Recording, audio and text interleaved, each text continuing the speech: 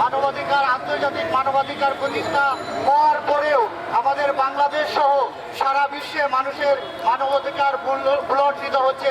মানুষ তার স্ব জায়গায় তার অধিকার পাচ্ছে না, অধিকার থেকে বঞ্চিত হচ্ছে।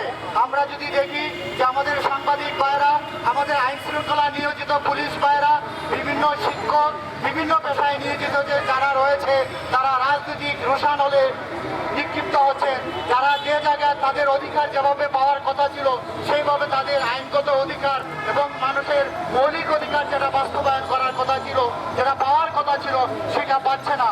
আমরা চাই এই আন্তর্জাতিক মানবাধিকার বাস্তবায়ন করার জন্য আন্তর্জাতিক মানবাধিকার বাস্তবায়নের মাধ্যমে সচেতন করতে হবে। সর্বপ্রথমেই সেই মানবাধিকার বাস্তবায়ন করতে হবে আমাদের পরিবারে। আমাদের সেই পরিবার থেকে অধিকার বাস্তবায়ন করে সমাজে, পরিবারে, রাষ্ট্রে এবং বিশ্বের মধ্যে সেই অধিকার বাস্তবায়ন করা আমাদের একটা ইমানি দায়িত্ব এবং অপরিহার্য অঙ্গ। সুতরাং আসুন আমাদের সকল ক্ষেত্রে আগামী সরকার যারা গঠন করবে সেই মানবাধিকারকে অগ্রাধিকার দিতে হবে। গত 9 গঠন করবে তারা যেন মানবাধিকার বাস্তবায়ন কমিশন যেন সরকারিভাবে গঠন করা হয়। কারণ হচ্ছে এই মানবাধিকার যদি আমরা বাস্তবায়ন করতে পারি তাহলে এই দেশকে সুন্দর, সুষ্ঠু এবং সামনের দিকে এগিয়ে নেওয়া সম্ভব হবে। আমরা দেখতে পাচ্ছি আমাদের সকল ক্ষেত্রে মানবাধিকার বঞ্চিত হচ্ছে।